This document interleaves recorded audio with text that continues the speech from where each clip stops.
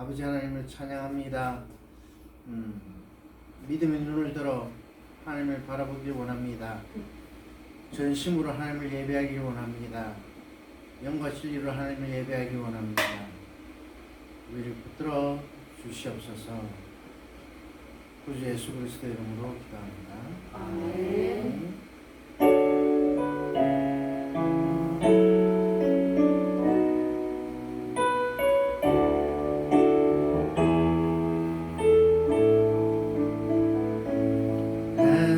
하나님의 사랑을 사모하며 하나님의 평안을 바라보는 자 너의 모든 것 창조하신 우리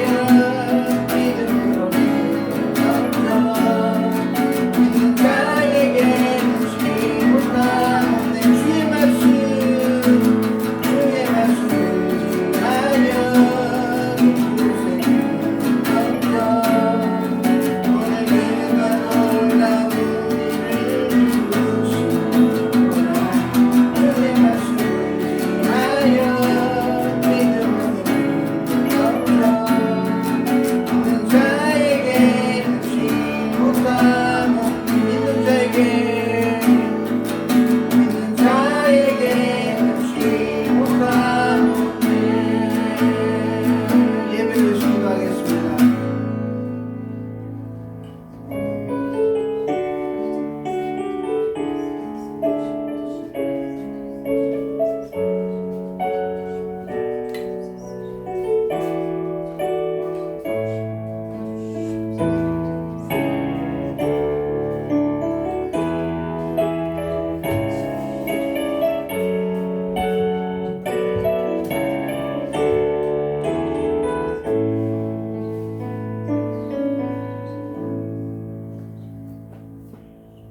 하나님 아버지, 2025년은 한국 역사, 정치 역사에 특별한 한 해가 될 것이며, 또 이미 그 전에 60가 들어지면 을사보호조약이 맺었던 그 을사년이 바로 또 올해입니다. 올해 봄은 참 이상하게도 길고 춥고 또 곳곳에 멀리 있는 곳에 산불이 아니라 인가 근처에서 산불이 나는 그런 시기이기도 합니다. 하나님 아버지, 그래도 우리가 주님의 보호하심 속에서, 주님의 보호하심 속에서 죽을 수도 있지만 주님의 보호하심 속에서 평안을 누리고 생명을 유지하고 건강을 유지하고 이렇게 서울에서도 제일 좋은 곳에서 이렇게 좋은 환경 속에서 예배를 드립니다. 오늘 말씀을 나눌 때에 이 말씀의 세계로 잘 들어가게 해주시옵소서. 예수님의 이름으로 기도합니다. 아멘. 오늘은 잠언 14장 1, 2절을 보겠지만 이 내용은 다음 주로 아마 전개될 것 같고요. 오늘은 아마 제가 월요일 날 본 영화인 보네퍼, 목사, 스파이, 암살자 이런 이 내용에 대한 것과 또 다른 부설인 내용 또 내용을 가지고 시리즈 8번째인데요. 제가 이제 월요일 날 보고 나서는 더 내용이 많이 기억이 났는데 사람이 그런 거예요. 기억은 잊혀지는 겁니다. 오늘은 월요일 날 저녁보다는 좀 잊혀졌지만 그래도 한번 보도록 하겠습니다. 사진이 보이시죠?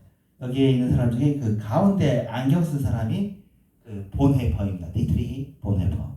주변에 있는 사람들은 같이 이제 신학교 사람들이에요. 이 사람들이 신학교에 대해서 좀 더 설명드리겠습니다. 아주 밝아 보이죠? 이게 어릴 때 본헤퍼입니다. 아주 예쁘게 생긴 미소년이었고 여기가 누이인데 쌍둥이에요. 이란성 쌍둥이겠죠? 남자 여자로 오른쪽이 사비네라는 여동생입니다. 약간의 차이 나는 쌍둥이 사비네고요. 이게 이제 나이 들어서의 모습입니다. 보네퍼의 모습. 네, 이것도 아까 그 친구들이랑 같이인데 이 친구들에 대한 이야기를 지금 먼저 이렇게 시작하는 맞겠네요.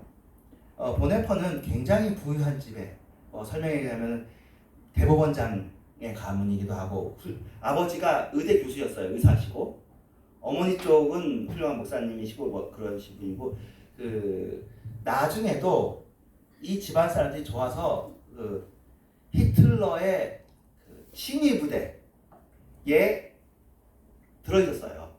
워낙 귀족 가문에 그랬기 때문에 히틀러 암살 작전을 엄두를 내볼 수 있었습니다. 정통 아리아인이고 독일 사람이고 이랬는데 여기서부터 아예 이야기를 시작하죠.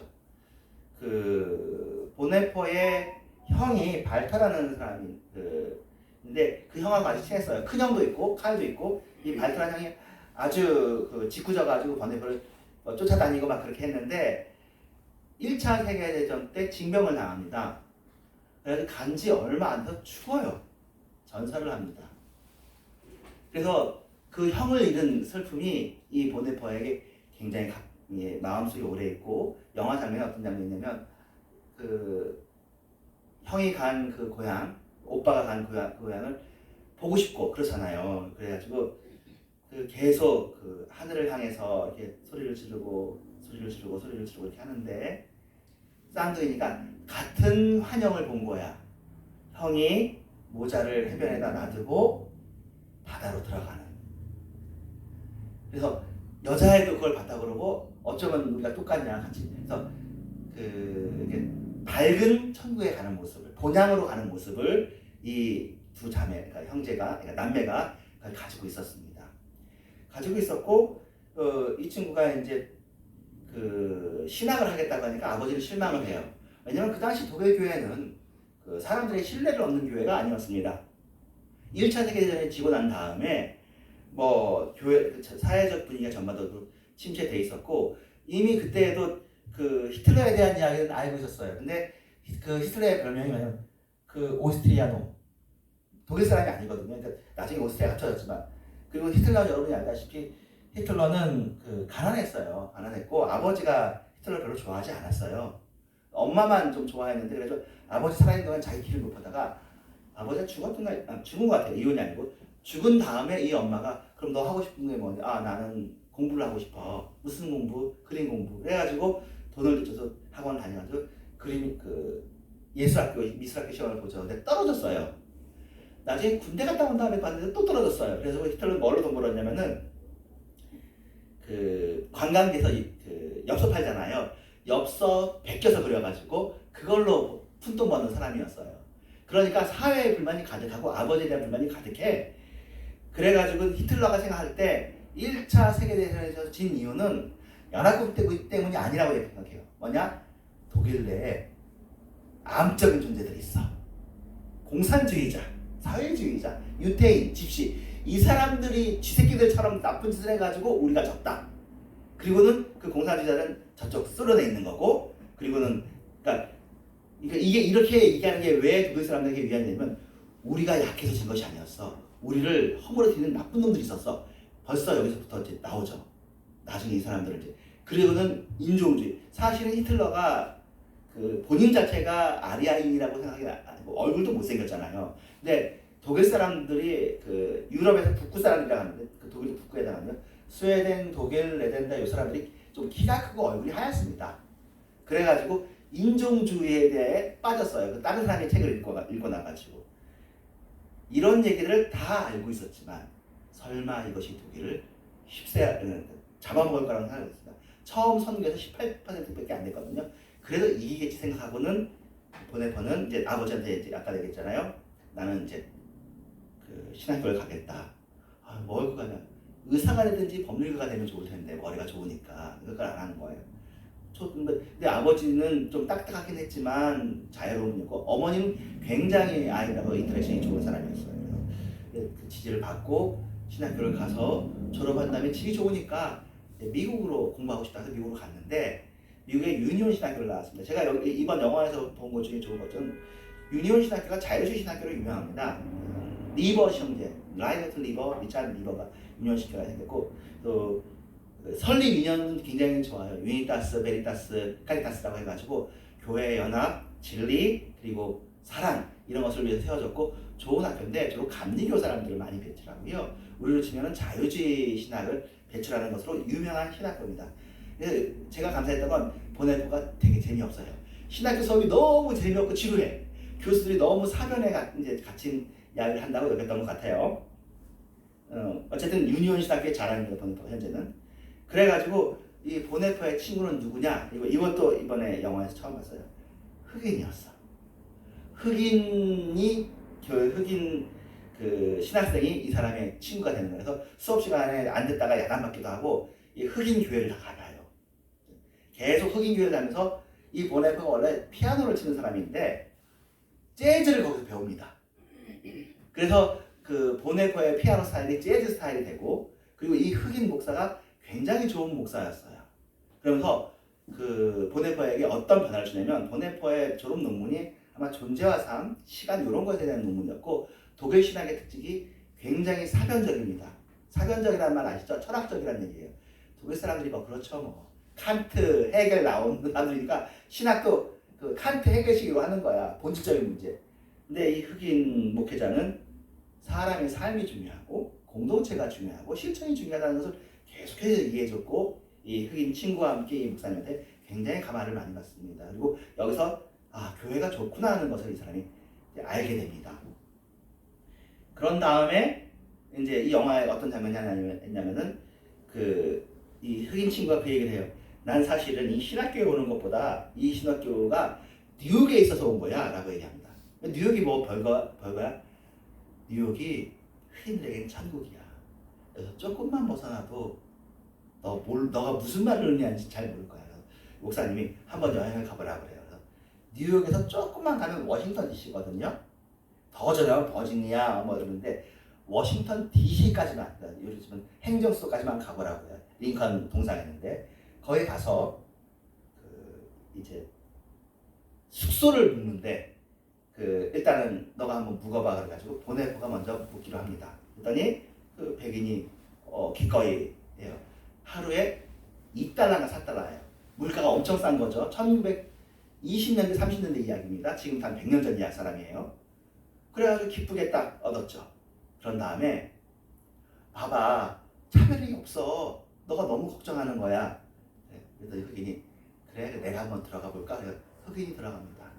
흑인이 들어가서 방이 있나요? 그러니까 방이 없다고 얘기해요. 그때 보네퍼가 들어가서 얘기합니다. 내가 이 사람의 동료다.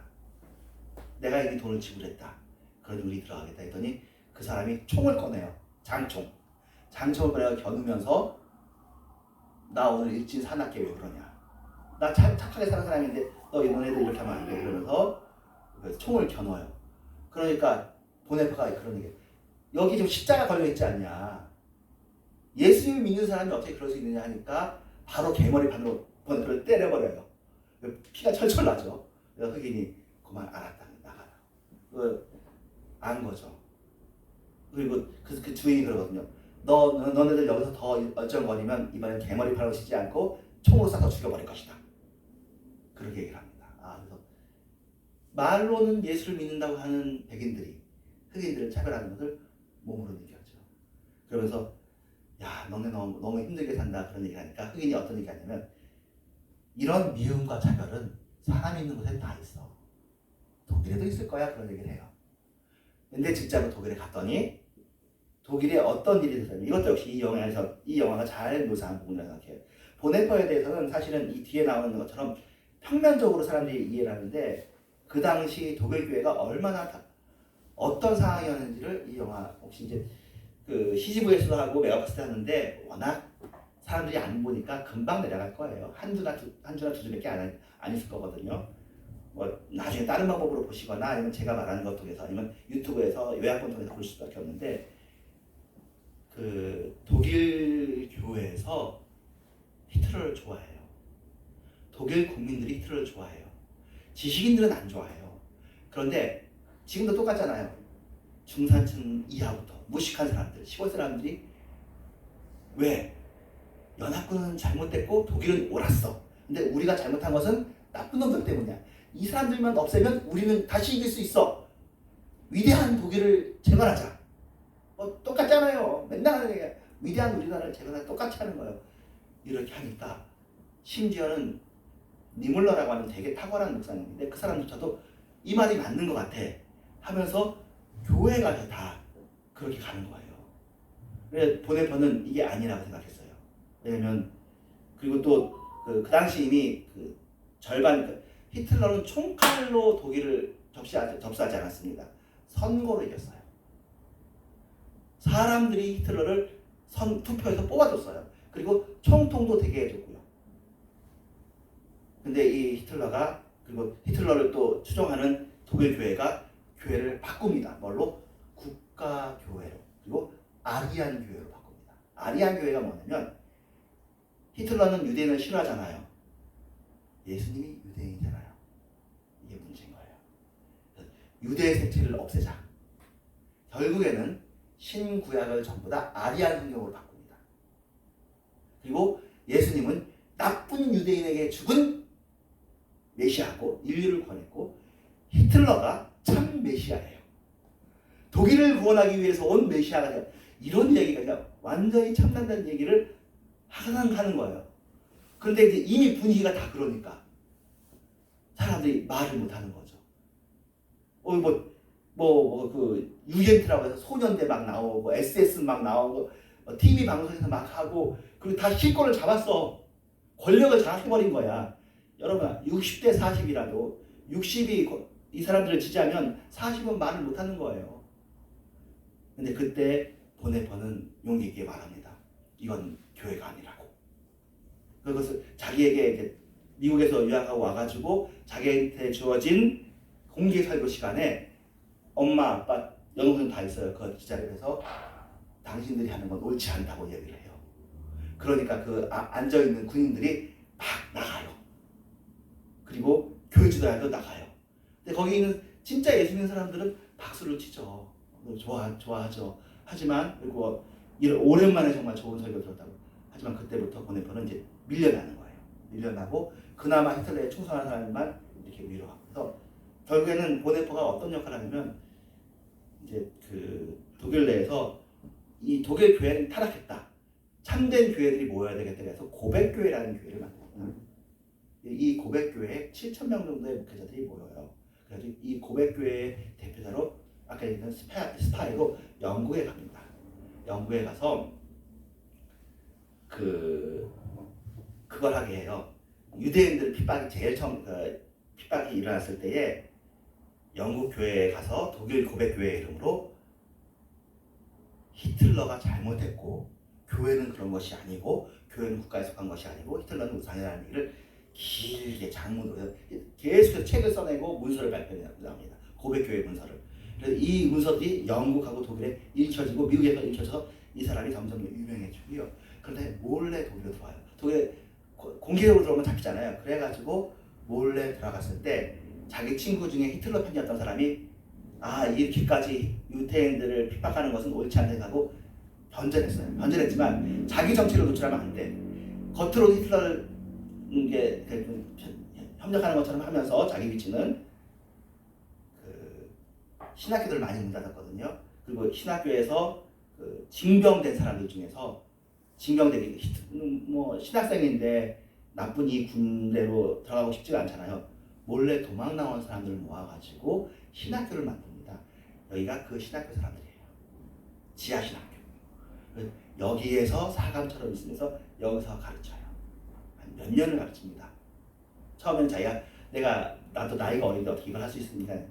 당신밖에 할 사람이 없다. 그리고 비밀에 감춰있는 사람이니까 독일에 와 있는 걸 아무도 모르니까 그렇게 했는데 영화상에 어떻게 되냐면 아까 말했던 그 니물러라는 사람이 그 고백교회 총회장이 나왔는데 그 사람이 참다가 결국에는 공개 석상에서 예배 자리에서 그 얘기 유명한 얘기죠. 근데 니물러가 한 얘기도 하고 이거 되게 유명한 얘기들이에요. 다른 사람들 비슷한 얘기 하거든요.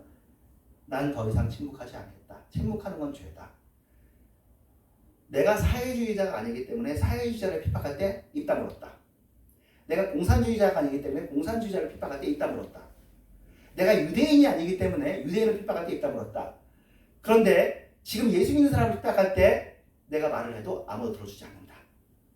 그러면서 히틀러가 우상이고 적그리스도라는 얘기를 공개적으로 하니까 이번에는 자리에 앉아있던 그 군인이 막 쏘아보면서 일제히 쫙 나가요. 그날 밤에 이 니물러를 잡으러 와요. 아내도 있고 아이도 있는데 아이가 그렇게 얘기해. 아빠 제발 우리랑 같이 있으면 안 되는데 이미 각오를 한, 그 설교를 한 것은 각오한 거죠. 주기철 목사님 이야기랑 똑같은 거죠. 그래가지고는 아내도 이미 동의했고 아내가 그런 얘기예요. 우리 집안에서만 하던 얘기를 오늘 드디어 사람들 앞에서 얘기했어. 잘했다고. 잘했다는 말 하기가 쉽지 않잖아요. 그 말 안 하면 살잖아. 그렇잖아요. 그런데 그 말을 해요. 이분은 사실 실제로 잡혀서 45년 해방될 때까지 수용소에 있다가 살아남습니다. 나중에까지 살아요. 그래서 나중에 이제 그 반성, 우리가 왜 이렇게 침묵했는가를 보네포 신학의 가장 핵심 중에 하나가 악이 있을 때 침묵하는 건 죄다. 옛날에 여러분도 잘 아는 정치인 행동하지 않는 양심은 죄악이다, 그런 얘기가 다 보네포 쪽에서 흘러나온 얘기들입니다. 보네포나 이 사람들이 했던 얘기 중에 제일 처음에는 그 수레의 비유더라고. 수레. 이 수레가 사람을 향해서 달려오면 수레 살에다가 뭐라도 집어넣어서 수레 바퀴가 부서지게 해야 되지 않냐, 그 얘기를 합니다. 또 어떤 얘기를 하냐면 이 수레가 어린아이들을 치고 학생들을 치고 있어. 그러면 교회가 이 학생들을 치료만 하는 것으로 역할을 다 하는 것이냐? 보통 그렇잖아요. 치료하는 것으로 역할을 다. 그게 아니라 이 바퀴살을 부셔버려야지. 그래가지고 더 이상 많은 사람을 다치지 않게 해야지. 그러다가 제일 마지막에 이제 운전수가 나쁜 짓을 하면 이 운전수의 핸들을 꺾든지 계속해서 아이들을 상처 주고 희생하게 하는 일을 막아야 되지 않느냐라고 같이 가게 되는 거죠. 그래서 이제 아까 니물러가 예배를 드릴 때 공개적인 얘기를 하고 또 니물러가 잡혔을 때 사실은 보네퍼가 이 니물러의 친구였기 때문에 약간 나이는 어리지만 이 신학교를 놔두고 몰래 왔었어요. 근데 니물러를 잡으면서 이 신학교도 급습을 한 거예요. 그래서 보네퍼가 없는 동안에 자기의 제자들이 전부 다 수용소로 끌려갑니다. 제 생각에 그때가 제일 슬펐을 거라 생각해요. 내가 아픈 건 상관없지만 보호받는 이 사람들이 전부 다 이제 수용소로 다 끌려가는 거예요. 이 사람들 일부는 역시 살아남아서 보네퍼 평전도 쓰고 그렇게 합니다. 그러니까 죽이지 않으면 사람이 오래 살더라고요. 뭐 굶기고 때리고 해도 죽이지 않으면 살아요. 그래가지고 유명한 사건은 그렇습니다. 보네퍼의 누나가 둘 있는데 누나의 남편들, 매형들이죠. 매형 2사람하고 친형 1명하고 이 사람들이 일부러 히틀러를 좋아하는 사람들이 눈에 들어서 히틀러 호위 부대에 들어가요. 이걸 거짓말 해가면서. 그래가지고 폭약을 장착하고 히틀러를 폭사시키려고 했었어요. 그리고는 보네퍼 자신도 너도 역할이 있다. 너는 히틀러가 죽고 난 다음에 독일의 대외 정책을 독일이 안정됐다는 걸 알려줘야 되는 그 역할을 해야 된다 하면서 그렇게 합니다. 그래서 보네퍼도 일부러 히틀러 좋아하는 사람한테 찾아가서 하이 히틀러 해요. 내가 그동안 잘못 생각했다. 독일 교회를 잘 되게 하는 게 좋겠다고 생각한다. 그랬더니 리더가 그 얘기합니다. 내가 너 말을 어떻게 담느냐? 그러면 이게 수용소에 있는 사람 12명을 스위스로 데려가서 이 유대인들이 우리가 유대인들을 보호하려고 수용소에 모시고 있고 이 수용소는 아주 훌륭한 시설이고 우리는 전쟁에 나가지만 유대인들은 아무도 전쟁에 들어가지 않고 아이들도 잘 보호받고 여성도 잘 보호 그렇게 선전했나 봐요. 하고 있다는 것을 선전하는데 네가 스위스로 데려가라 그래요. 근데 그때 보네퍼나 이 친구들이 각오를 해요. 그래서 어떤 각오를 하냐면 갔다가 다시 독일로 오면 이 사람들은 어차피 또 언젠간 죽을 거 아니에요.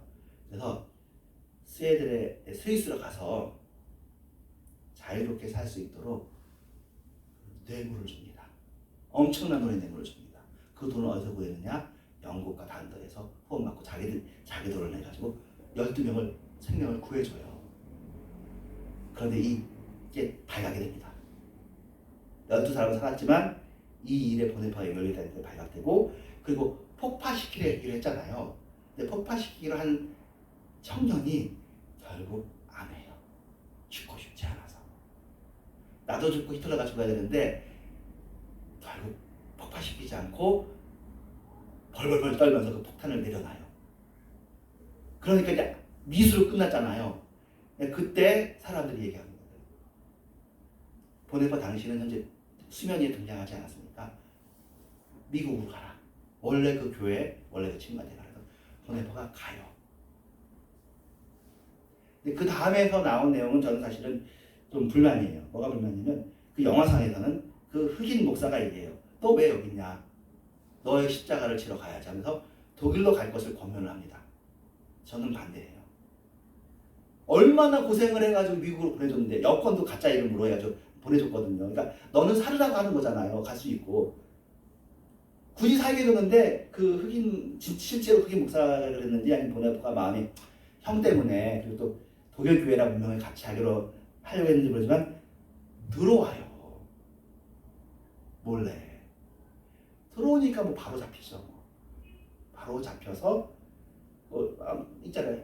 암살은 뭐 그리고 외국 자본 그 자본법, 자본세탁법 두 가지로 사형 선고를 받고요. 언제 죽느냐? 1945년 4월 중순인가 말기 20일을 앞두면 히틀러가 죽고 독일이 패망해요. 20일 전에 4월 8일인가 9일 날 교수형을 처합니다. 그리고 우리 교회에서 자주 불렀죠. 선한 능력으로 그게 보네퍼가 감옥에다 쓴 가사죠. 그렇게 해서 자 여기 보면 여기가 그가 죽은 장소입니다. 저는 총 맞아서 죽은 줄 알았어요. 교수형으로 죽었네요.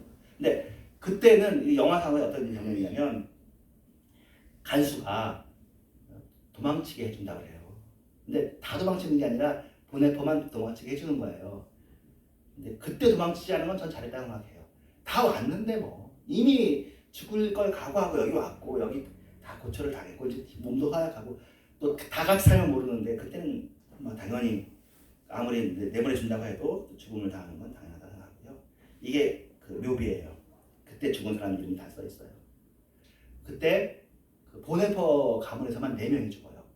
형 하나, 보네퍼 하나, 그리고 또 보네퍼 누나 2명의 남편 둘. 총 4명이 죽은 아주 영웅해가지고 보네퍼 그 쌍둥이 여동생 그리고 또 여동생이 있거든. 그 사람들은 이제 남편들로 그냥 잘 살아요. 이게 이번에 처음 배웠어요. 여기 보면은 왼쪽에서 하나, 둘, 세 번째일 것 같아요. 이 사람이 보네퍼예요. 이게 어디냐면 우리가 웨스트민스터 대소요리입니다 배우죠. 이게 웨스트민스터가 영국의 대성전입니다. 근데 영국의 대성전에 1996년에 서쪽 문 위에다가 20세기 순교자 10명을 새깁니다.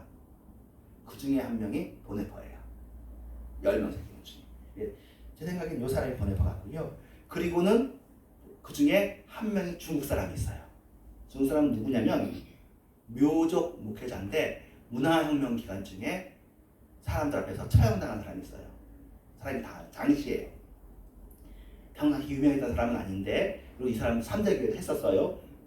그런데 문화대혁명 때 죽었어요. 그래서 중국 교회를 대표해서 이 사람이 있고 나머지는 제가 잘 모르는 사람이고 거기서 설명이 되어 있어요. 나머지도 어떻게 설명되냐 제가 오픈도어에서도 얘기했지만 역사상 제일 많은 사람들이 순교한 시기는 20세기예요. 20세기에 순교자를 대표하는 사람이 되었어요. 어떻게 보면 그런 의미에서는 제가 여러 가지 생각을 해봐요. 보네퍼가 돌아오지 않고 살았어도 저는 된다고 생각하거든요. 하지만 돌아와서 이렇게 되긴 했고요. 근데 이렇게 된 것이 과연 좋을까라는 생각도 좀 해요. 보네퍼는 사람이 우상되는 걸 별로 좋아하지 않는 사람인데 자기도 또 어떤 우상처럼 자기가 원하는 건 뭐예요? 사람들이 그 값싼 은혜라는 말을 보네퍼가 하거든요. 값싼 칩 그레이스, 값싼 은혜에 빠져가지고 종교생활 하지 말고 참된 신앙생활, 종교의 구원이 있는 것이 아니라 그리스도 안에 구원이 있다. 그 얘기를 하는 거거든요. 그래서 어쨌든 이런 팩트가 이렇게 일어났습니다. 그리고 또 또 우상이라고 하기도 뭐하죠. 보네퍼 지금 아는 사람이 몇 명이나 있어요? 여러분들 잘 모르고 보네퍼 영화 한다고 해서 우리나라에서 10만이 보겠습니까? 100만이 보겠습니까? 10,000명 보면 많이 보겠습니다. 해외에선 좋아하는 추종자는 있지만 그 추종자들이 또 그렇게 히틀러처럼 우상화시키는 건 아니니까 소수의 사람들에게 그래도 바른 삶이 있다라고 알려주는 등불 같은 촛불 같은 역할을 하고 있는 것이 아닌가 싶고요. 이 사람은 누구냐? 제 생각에 급은 보네퍼급인데 여러분이 잘 모르는 사람이 하나가 있습니다. 늘 노래 합창단입니다. 이 네 사람이거든요.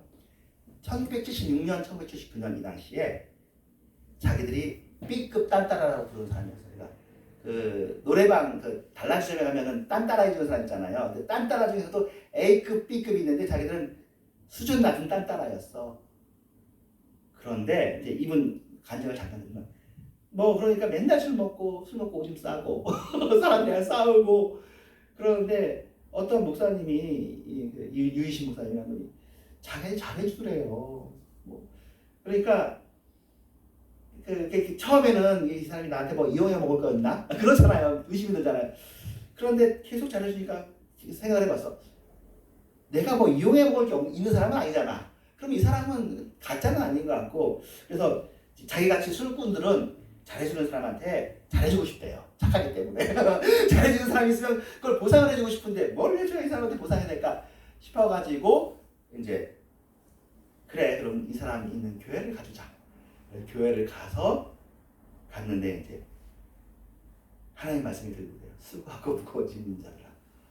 눈물이 퍽 쏟아지고 내가 정말 수고하고 무겁게 질리고 살았는데 나한테 이런 말씀을 들려주신 하나님은 정말로 위대한 하나님이시구나 하고는 이래가지고는 이 딴따라 친구들 넷이 모여가지고 이 사람들이 우리나라 복음성가 1세대입니다. 복음성가 시조세. 그래서 난 이분도 죽은 줄 알았어요. 지금 살아있어요. 살아있는데 어디 살아있냐? 이 사람이에요. 노문한 목사와 그의 제자들이 26일 오후 7시 경기도 고양시에 위치한 작업실에서 기도하고 있다. 70몇 세. 아직도 살아있어. 신기하죠? 그러니까 우리나라 기독교 역사가 짧아가지고 이분들도 아직 1세대야. 노 목사의 찬양 사역은 1976년 부산 이사벨 여자고등학교에서 특성을 부른 것이 계기가 됐고요. 유이신 목사가 결성한 늘노래 선교단의 일원으로서 활동하며 이즈라신의 나는 가고 싶소 평화의 노래 같은 복음성을 불렀다고 하는데 사실은 평화의 노래는 알지만 제일 유명한 곡이 있습니다.